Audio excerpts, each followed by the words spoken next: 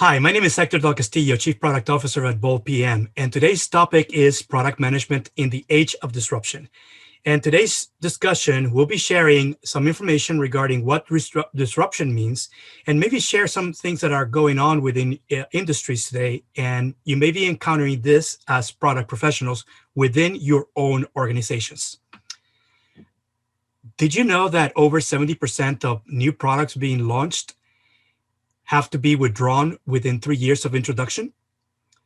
That's not a very winning formula for organizations that depend on new products to actually continue to maintain their competitive advantage.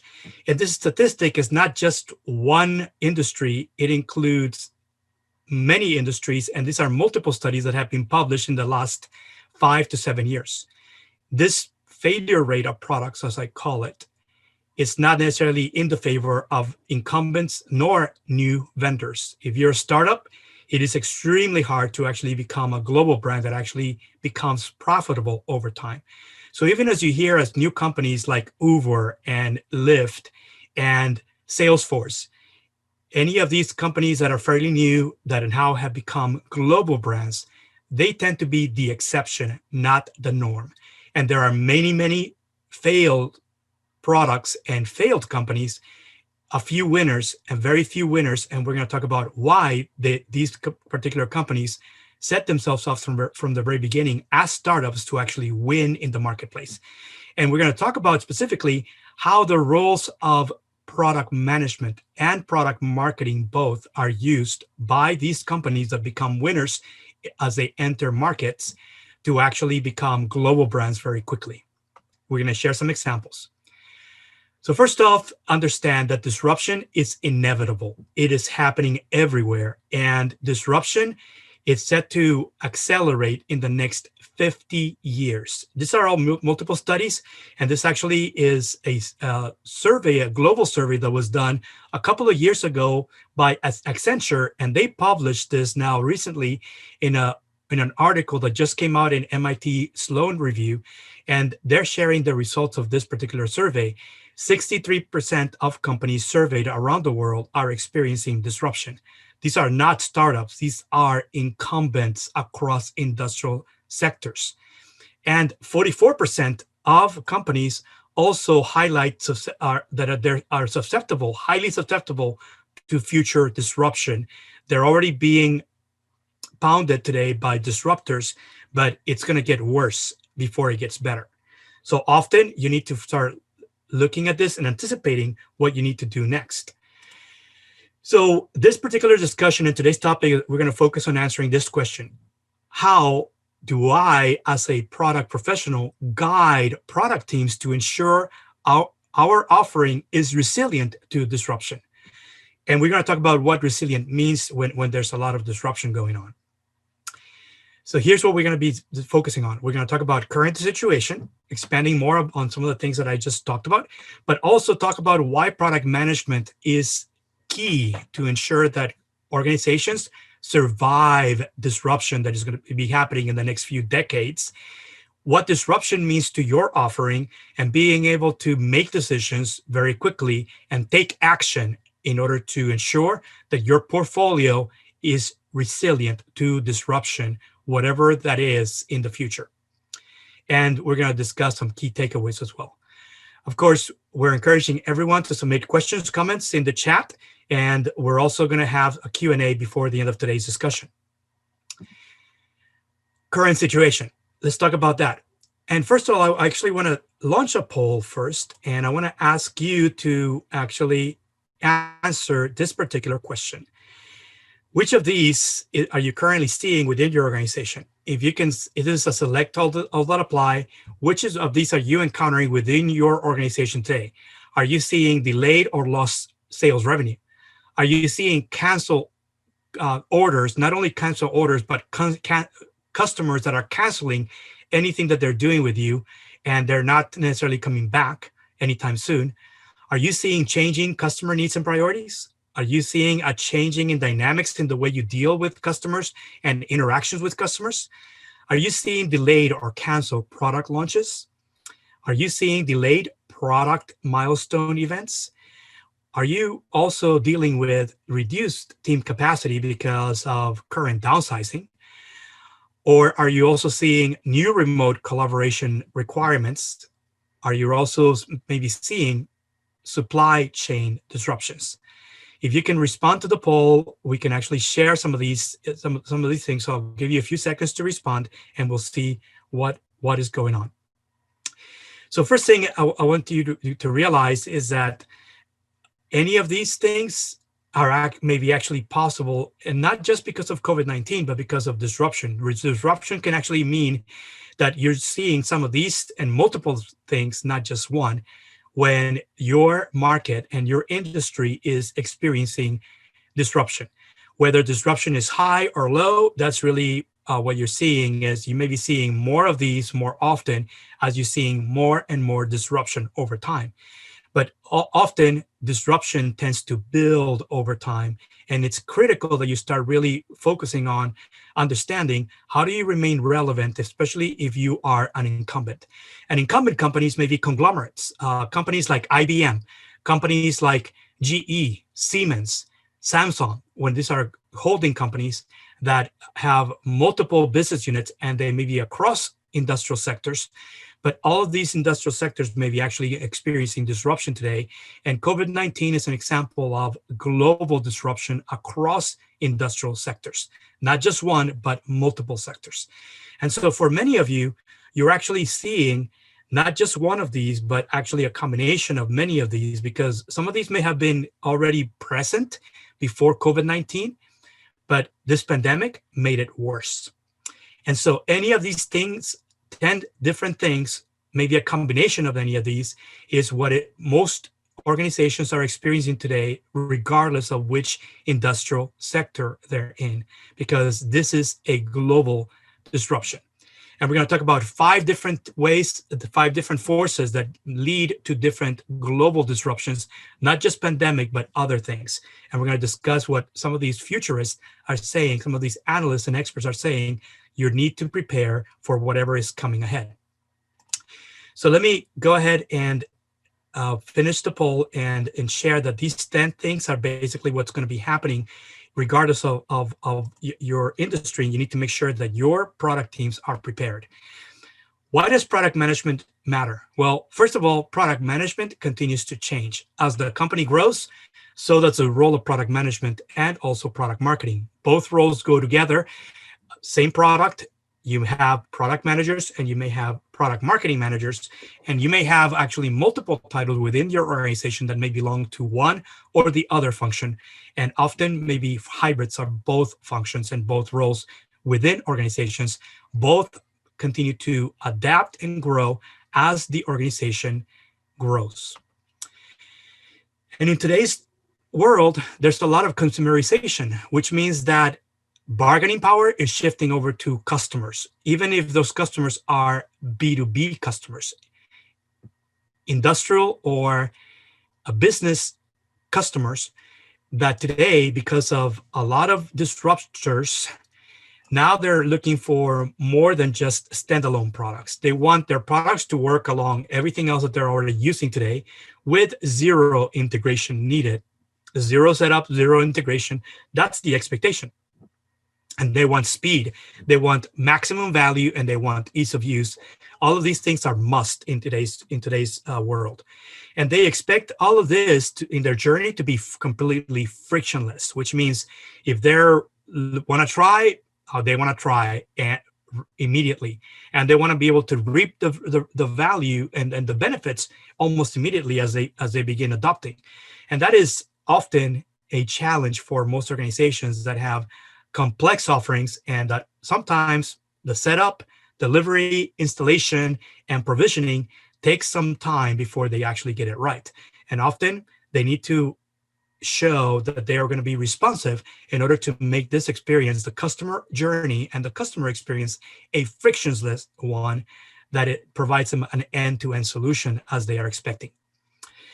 I'm going to launch the second poll and say, why do most products fail? I mentioned earlier that over 70% of most products that end up being launched have to be withdrawn within 3 years of introduction, meaning they never reach profitability.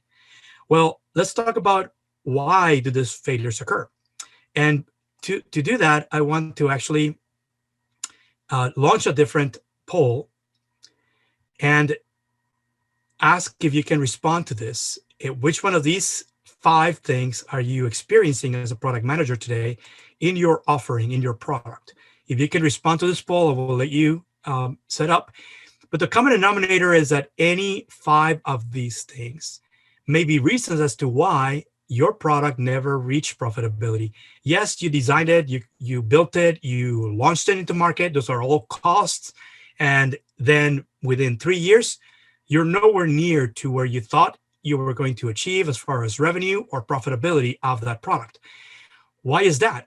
Well, often it's not just one of these. It may be multiple things that may lead to why the product was not profitable in the first place.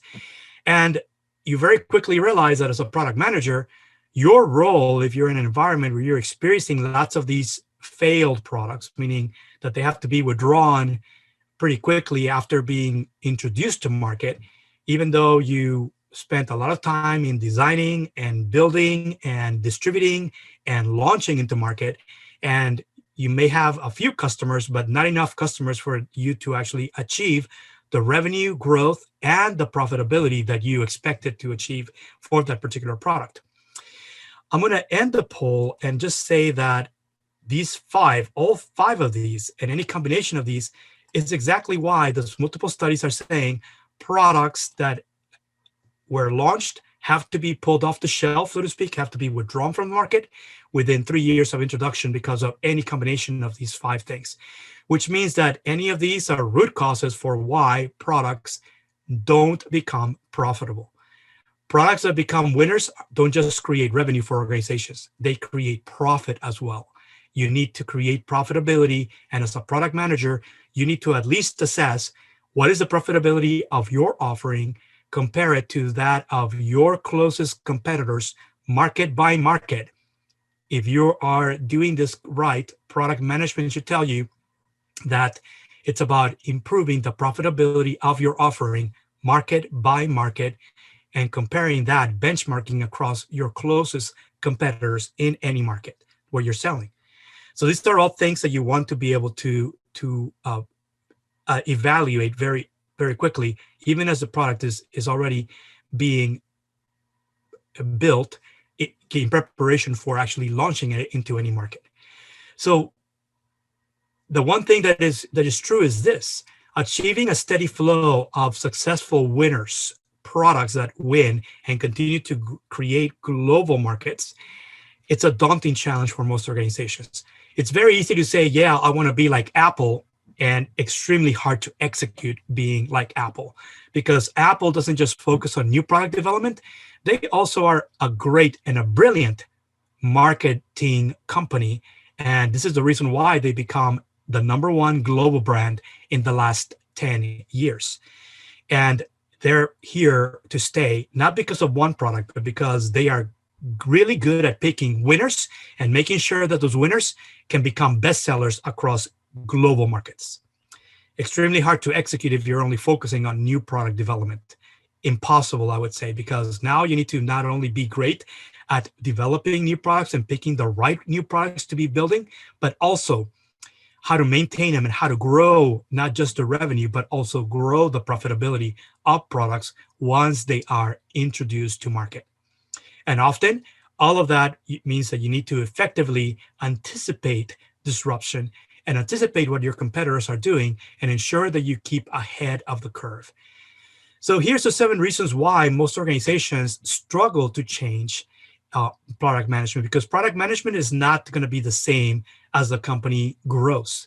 And even as the company continues to, as things change in the market, in the industry, the roles and the functions of both product management and product marketing continue to evolve.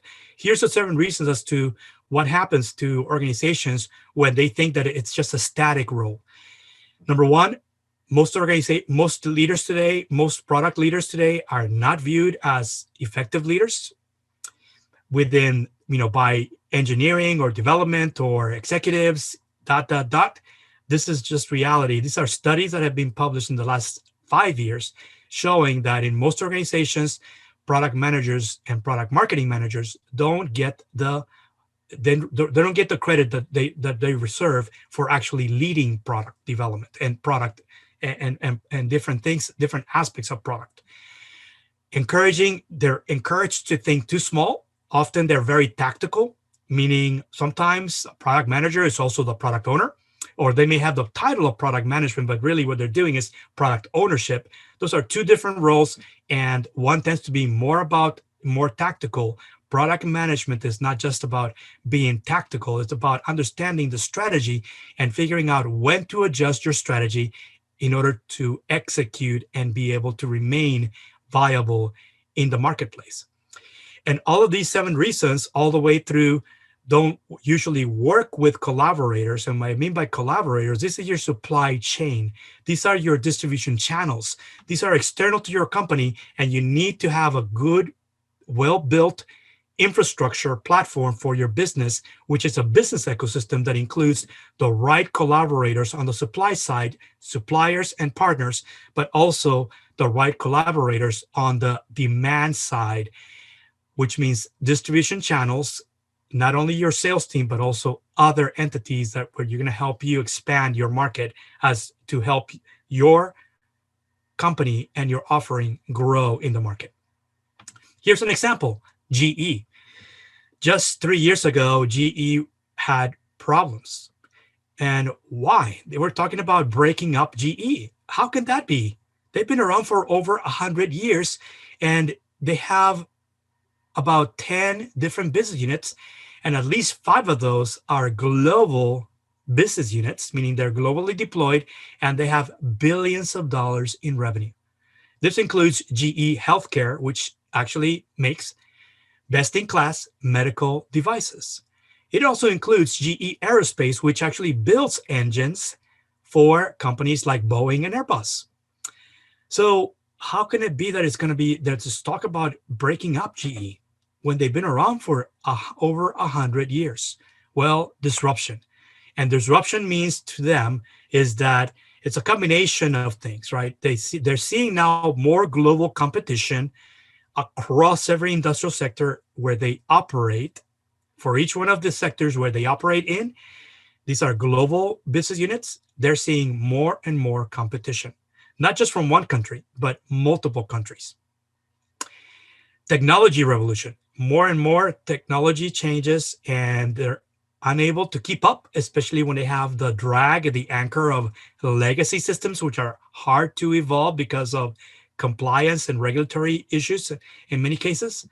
And investor power, because investors are looking for the next growth, and they're seeing that a lot of the conglomerates have been slow growing, and their market cap hasn't been growing very quickly. And this has impacted every single incumbent, including companies like IBM, Siemens, Samsung, and a few others. Not just GE. It's been multiple conglomerates have actually been impacted by this. This is the effects of disruption.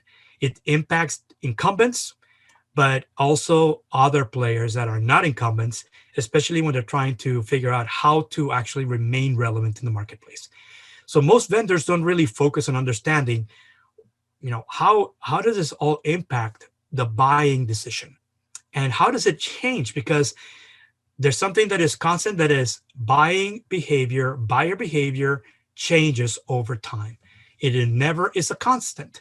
And often you need to start anticipating this and not just react, but actually be able to prepare for what's coming ahead, especially when you know that there's changes coming up ahead.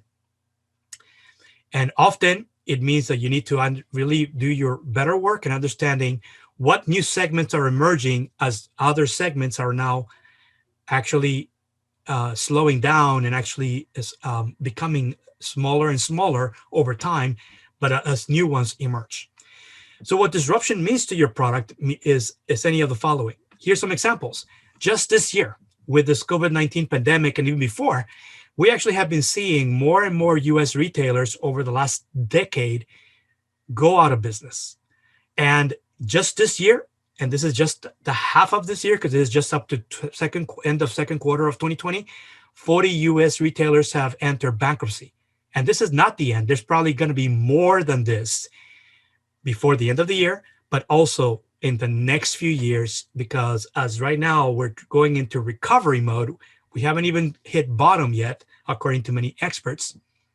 And before recovery, many of these companies are going to have to restructure debt and restructure themselves, and not all of them are going to remain viable in the market.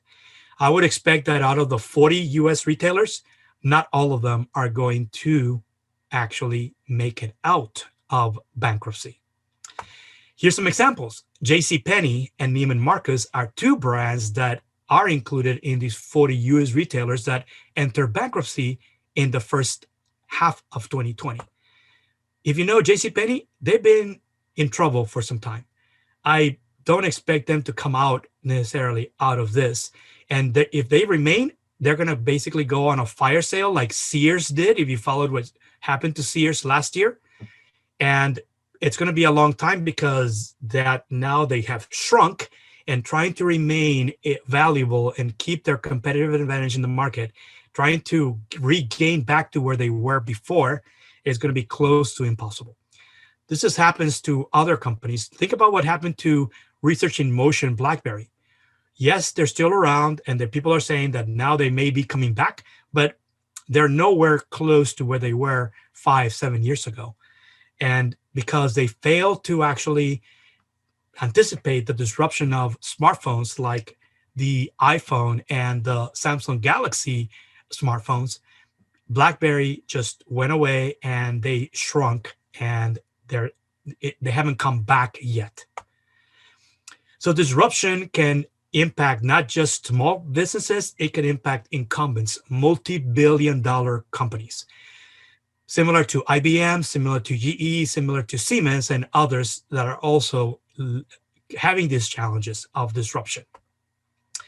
So we're going to talk about 5 global forces that right now, one publication I'm going to talk about, and I'm going to kind of give the references on this, 5 global forces that are the experts and analysts are saying are going to be around, and that a perfect storm of all 5 of these are going to create havoc across industries, and not just a global pandemic. This is going to be all sorts of different things, including things that are due to climate change.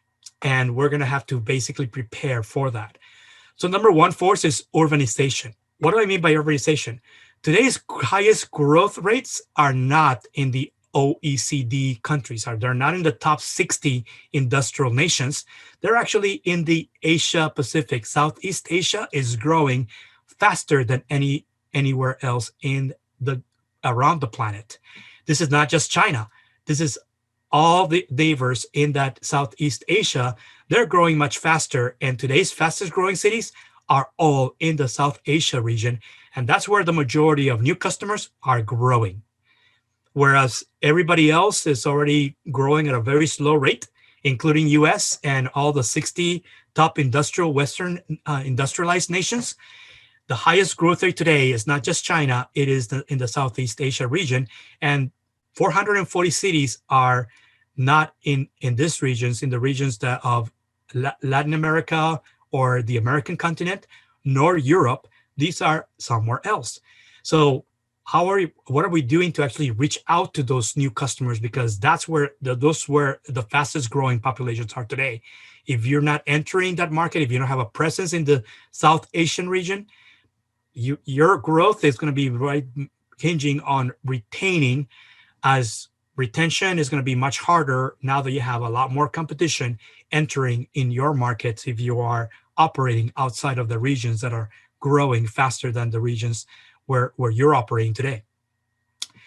Automation is the second force, and automation means the rise of the robots, not just a kind of Terminator type of robots. So these are all types of robots, from specialized robots that work along humans to those that are fully autonomous to replace humans. There's a whole range of robots that are right now in the works, and this is an emerging industry. People that can combine robotics, with artificial intelligence, with lots of new technologies that can make all of these type of robots that will be needed in the future to automate. And the promise of automation is that you're actually scaling businesses, reducing operational cost, but also that you're removing human error that is bound to happen when you have lots of monotonous work that can be done by somebody who doesn't necessarily have to have higher level of intelligence. Very specialized robots can do some of these tasks and not have to worry about doing more than just support. And building and support is really the main thing. But here's what's happening right now. This is the nations that have the highest levels of adoption today, and it's not US, right? US is like somewhere in the middle of this list. Right now, the ones that are getting a lot more adoption right now in robots is South Korea, Singapore, Germany, Japan. These are the 4 nations, and Denmark being the 5th one, also in Europe, that actually have the greatest adoption today, and that have been adopting robots in different types, including industrialized robots. And US is sort of lagging. We need to figure out how to actually regain based on this. Number 3, aging workforce. This is not just happening in US, this is a global phenomenon.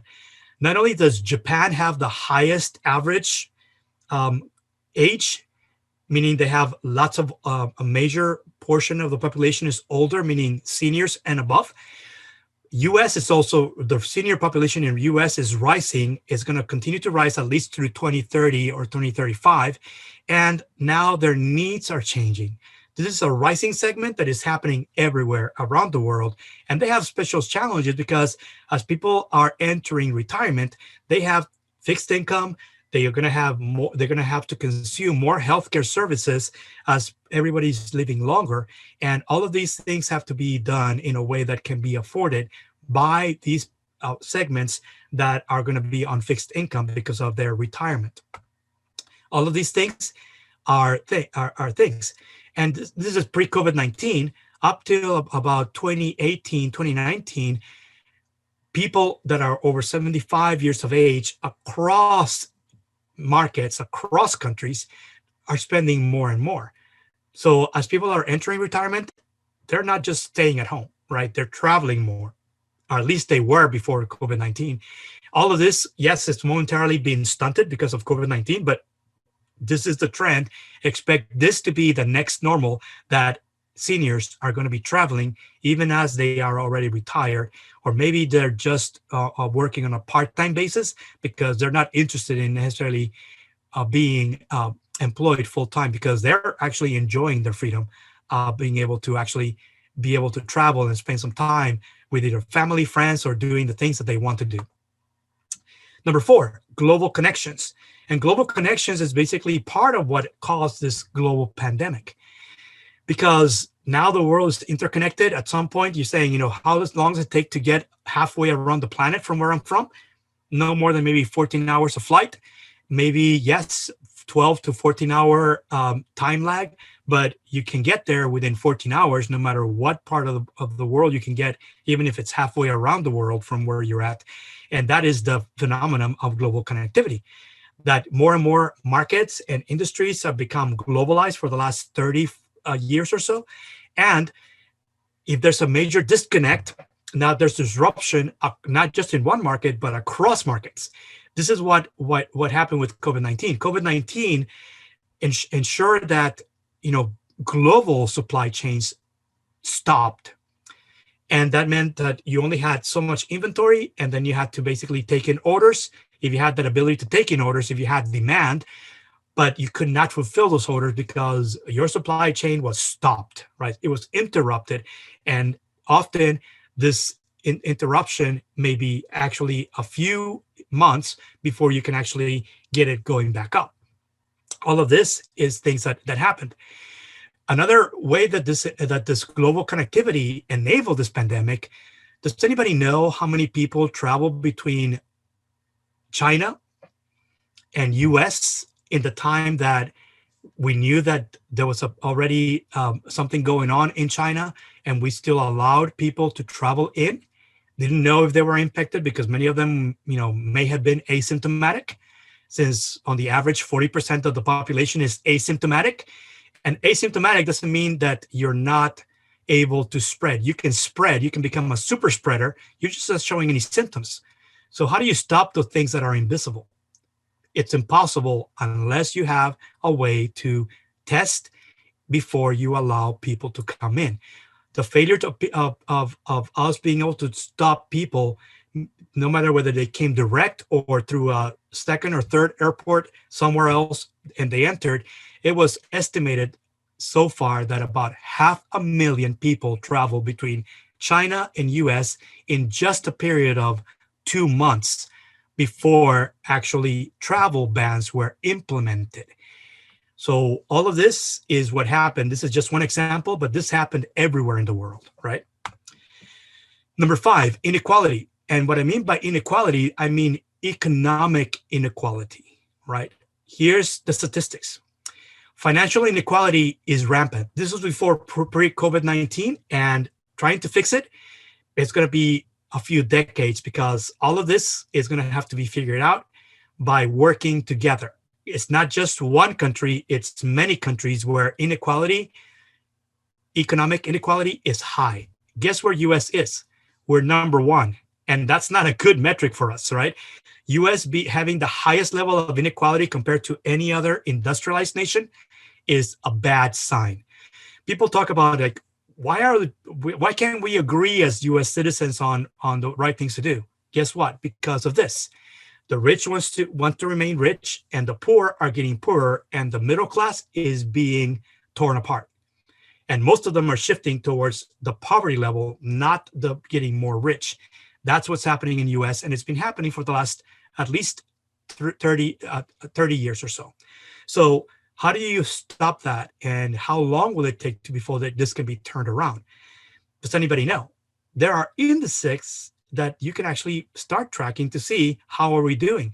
And this shows that out of all the different industrialized nations, since this particular index was implemented, US is the 3rd worst. And as far as, who's changing the most, in the red is shown, are you actually, is it becoming worse or is it becoming better?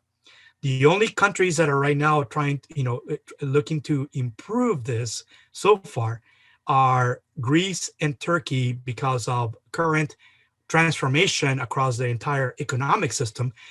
But everybody else is sort of like lagging right now. And often you need to figure out how to actually make this in a way that can be done so that we can still continue to thrive as people, but also as organizations. Here's another statistic. US household debt is climbing. For the last few years since the Great Recession of 2007, household debt has been rising and it's at record level. And each year we're breaking even higher levels of debt. How long is that sustainable for? When debt can be things like mortgage, revolving credit lines, auto loans, additional credit cards, student loans, and a few other things. And other include things like unforeseen healthcare expenses. So these are all things that you want to be able to start looking at. It's like, how do we actually undo this? Because right now, we're running on credit, not just the household, but also U.S. as a country. We're running. If you look at the deficit, the U.S. deficit, it continues to climb. It's tracking the same thing as U.S. household debt. So these are the 5 forces. Number 1, urbanization, automation, aging workforce, global connections, inequality. These are the 5 forces that you need to be prepared, because all 5 of these are creating a perfect storm that are creating more volatility, more uncertainty, more complexity, and more ambiguity. And any of these 4 things can actually be what comes out of not just disruption, but when your entire industry and business model need to be transformed. So how do you ensure your portfolio is resilient? Well, I think the easy answer is you got to look for opportunities to transform your business model and transform your offering. And here's some guidelines. This is a study that actually was published by Accenture back a couple of years ago in February of 2018. And I thought, wow, this is great, because if I can understand what my company is in and where my industry and my market is in, which one of these four sectors, then I can actually start guiding my product teams in the right direction. So let's talk about what each one of these means, and we're going to go through each one of these four: viability, volatility, durability, vulnerability. I think many of these, in the way they're defined, you can actually define them, and actually may not necessarily be a one-to-one correspondence between the four factors I mentioned earlier. Volatility is volatility, right? You have uncertainty, complexity, ambiguity. These are the things that this is a different way to analyze what happens in today's disruptive world.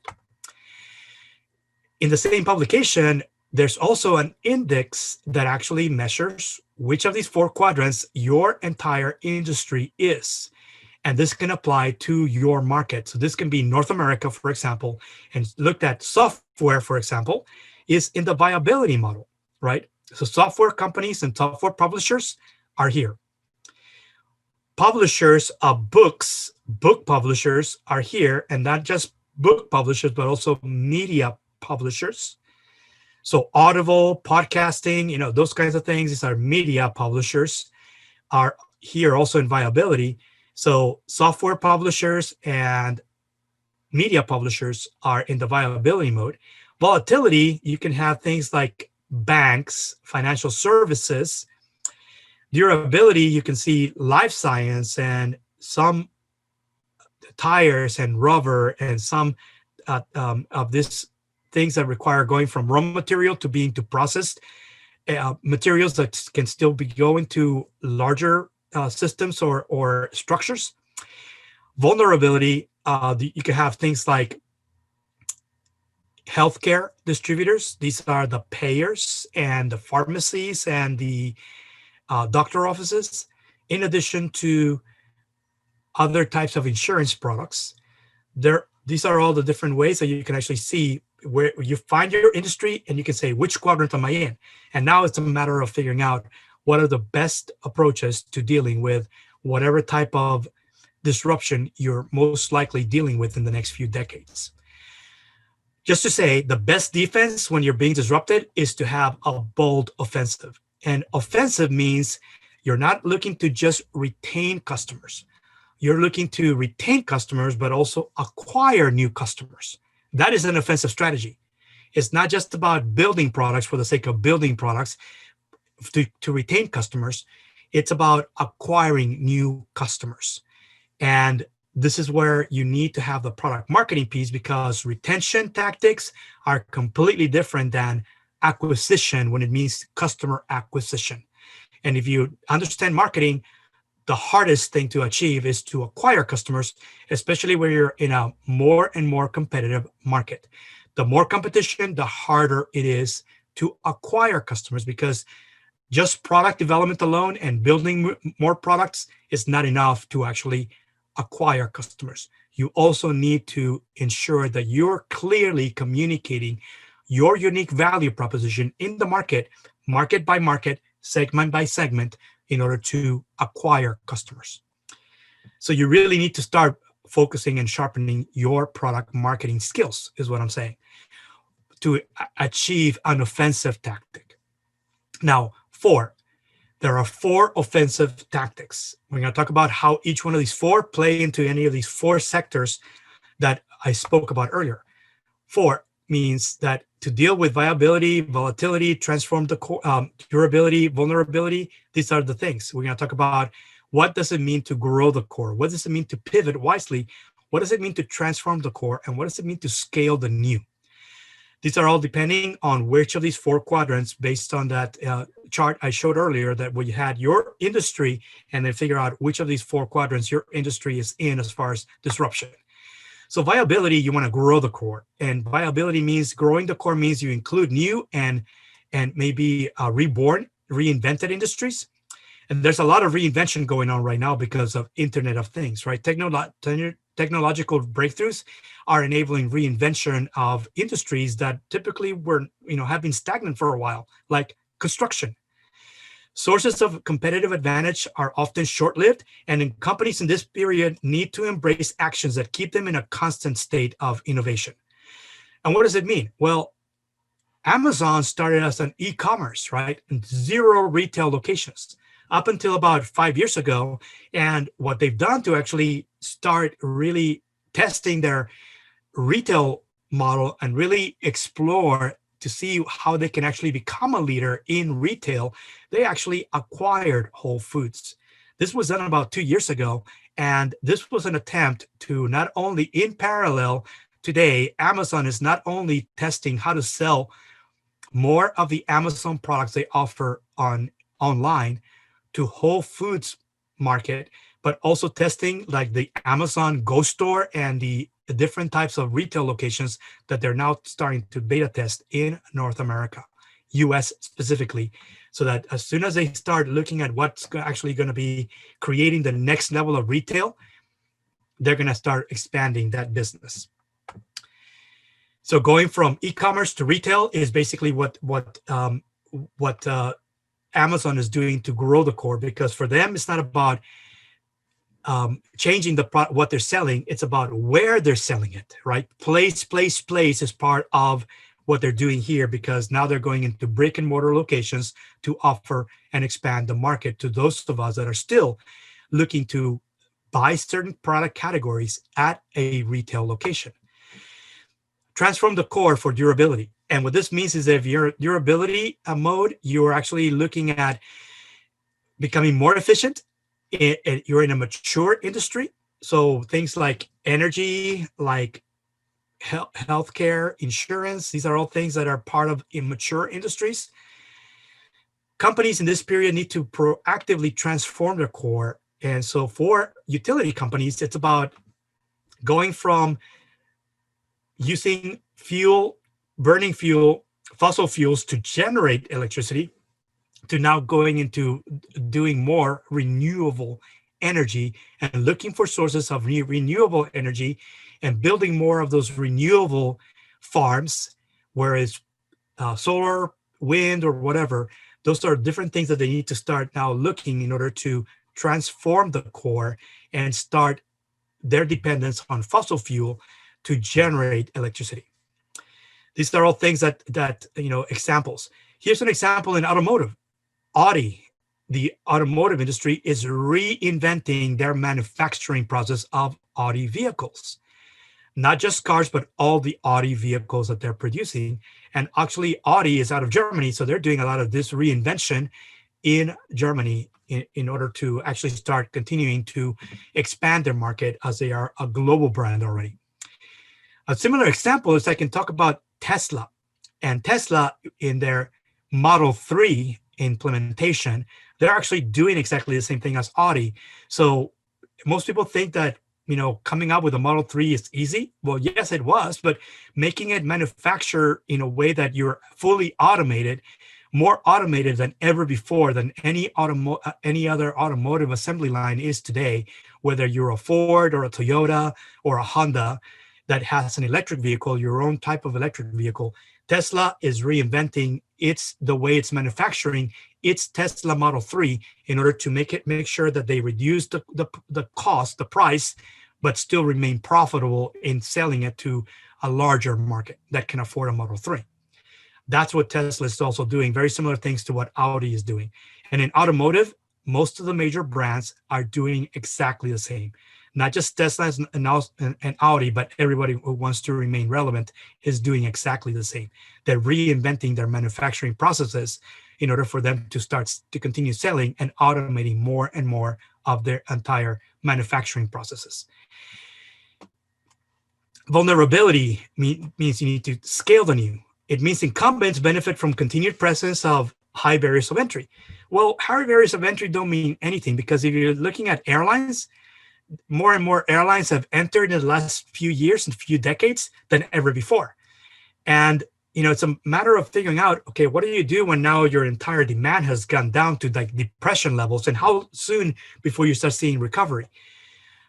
Often you need to start doing this, and you may need to be prepared to shrink your workforce, but still be able to invest in future of where the next normal is going to be once recovery begins.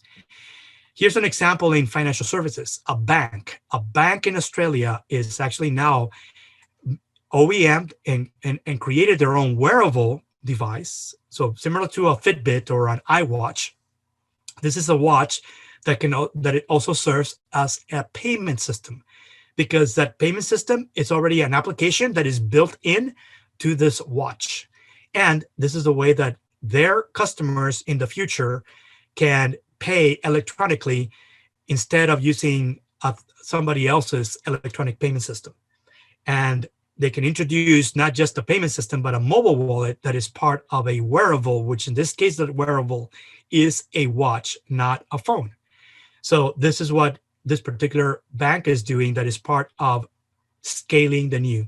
Means that you partner with other people and you create something new that is branded as you, that gives you specific access to your customers and provides convenience, a different level of convenience and higher value to your customers, to make it easier for them to make payments whenever they're buying something either at a point of sale, retail location, or online.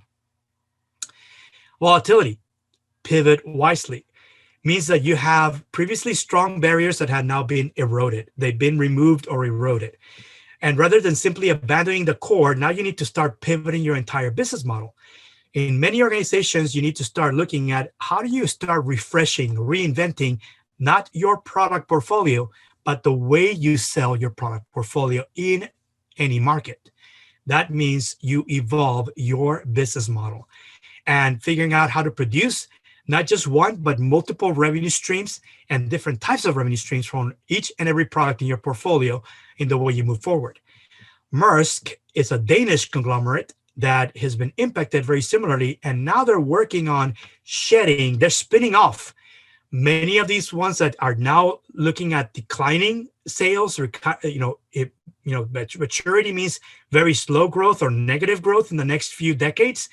They actually are spinning off those, and with that monetization that they're realizing, they're investing in what they believe is going to be their new core, and that's what they're going to keep in order to remain relevant. And this is what their plan is. It's a 10 to 15 year plan, and that's the roadmap they have to continue being a leader in being able to do transportation of different things. Today, they're a leader in transporting oil and gas from one place to another. They want to remain viable by looking at that they're going to be transporting other things, not just oil and gas products, across markets. And that's what they're looking for. To do this, they're actually spinning off things that are attached to oil and gas, and now they're looking at reinventing their transportation because they want to remain in transportation, and they're looking at new things that they can deliver as being to remain a leader in transportation across markets. So any of these four things, by the time you're done, it means that if you're in a highly disrupted environment where there's a lot of disruption, and deep disruption means you have it's a sheer volume of new competitors that have entered your market, because in many cases, there are no barriers of entry, or there are very few barriers of entry.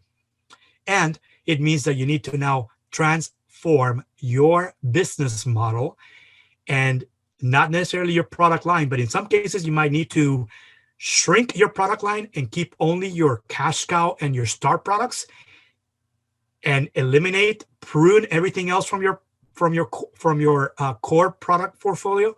And now you need to not look at a new dimension in the way you're going to develop new products for Horizons 2, Horizon 3. These are your new products that are coming up in the next few years.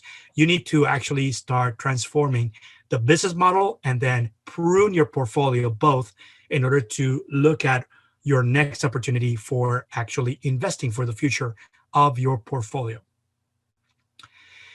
So as I get into a Q&A, I want to skip this, because I want to say that any of this polls, hospitality, banking, insurance, these are all the different things that if you look at publications and articles, doesn't matter who the author is, any reputable public publication will tell you that all of these industries are going to be disrupted in the next decade or so, which means between now, 2020 and 2030, all of these are going to be disrupted.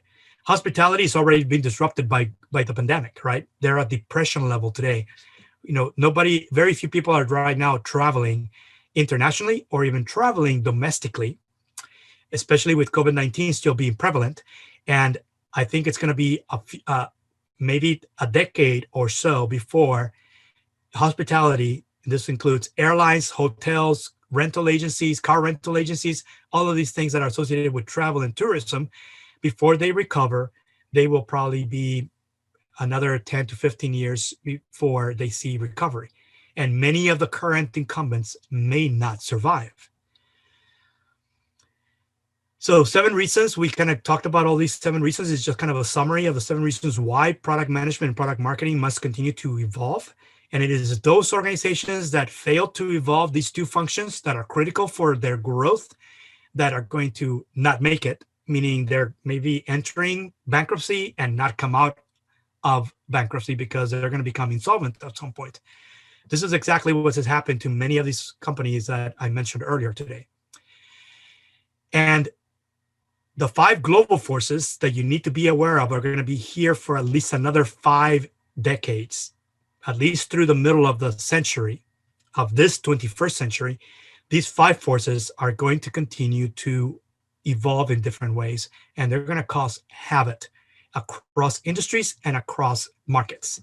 Be prepared and make sure that you can actually guide your product teams to make the right decisions at the right time and being proactive, not reactive. And it's about figuring out how to achieve smarter outcomes from your product portfolio. Restructure the roles first. And here's the 5 different ways to restructure the roles. Any of these 5 things are the things that you need to do to continue to evolve both product management and product marketing. And many people say, well, this will be creating 5 different roles. Well, if that's the case, they're all going to be some sort of product manager or product marketing manager within organizations. And many of them, number one, is very important today. If you start looking as to the number of VP of product within any organization or chief product officers being hired, there's been a rise of those executives, because this is executives, product management executives being part of the C-suite. Many organizations today, including software publishers, technology drivers, technology companies, many of these conglomerates are creating either a chief product officer role or a VP of product role that actually report directly to the CEO, and the rest of the C-suite executives are their peers within organizations. The rest is all things that follow after that. And if you want to empower your product teams, these are the 5 things that I would encourage you to actually start discussing within your organizations to actually make sure you do any combination of these 5 things, because all 5 of these will help you empower your product teams to be bold and make sure you have an offensive game plan for the future of your portfolio. And also be prepared to disrupt. If you need to disrupt, ensure that you're disrupting in the right direction based on where the future is going.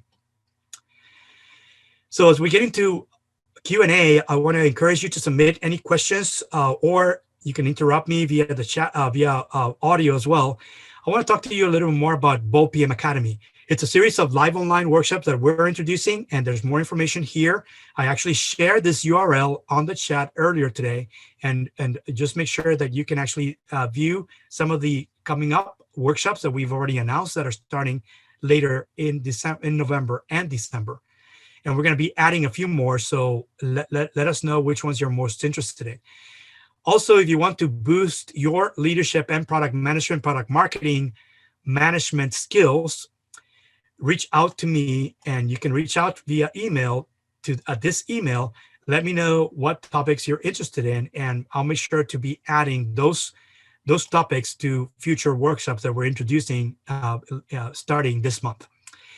And if your company offers product development stipend, let us know, because often this is your ability to actually use some of this at your discretion to start really honing in and building your leadership and your product management and product marketing management skills as well, in order for you to become a more effective product professional within your organization. A little bit more about BoldPM. and my contact information is here. And I don't know if there's any questions. I'm going to be checking the chat. So if you have any questions, be sure to type in.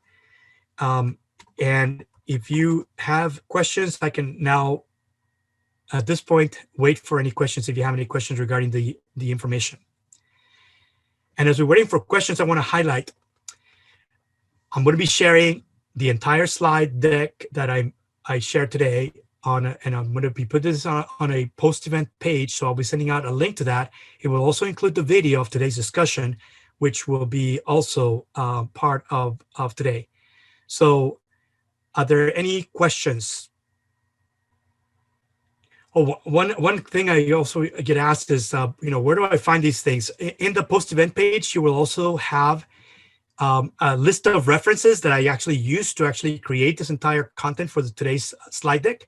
You will see some links there that are hyperlinked to some studies that I actually pointed out to that are available for free. You just have to find them. So I'll include links to these references that I used for today's discussion. So you should be able to see that as well if you want to investigate further on your own as well. And with that, if you don't have any other questions, I think we're actually at the top of the hour right now. So we're exactly on time. So it's just up to you. We can either wrap up right now, or we can actually just wait for a few more seconds to see if you have any questions regarding the information that I covered earlier today. All right. Well, it looks like there's no more additional questions. So I would like to encourage you that if you have any questions, you can actually just contact me directly, and I'll be more than happy to at least guide you in the right direction. Many of the things that I discussed today will be shared in the link that you'll be receiving after today's live session. And I want to thank all of you for being here today, and I hope to see you at an upcoming BoldPM Insights episode in the near future as well. We'll be announcing some topics, and you'll be seeing them. So please let me know if there's anything that you would like to see in the near future as well, as far as new topics. Thanks so much for attending, and have a great rest of your week.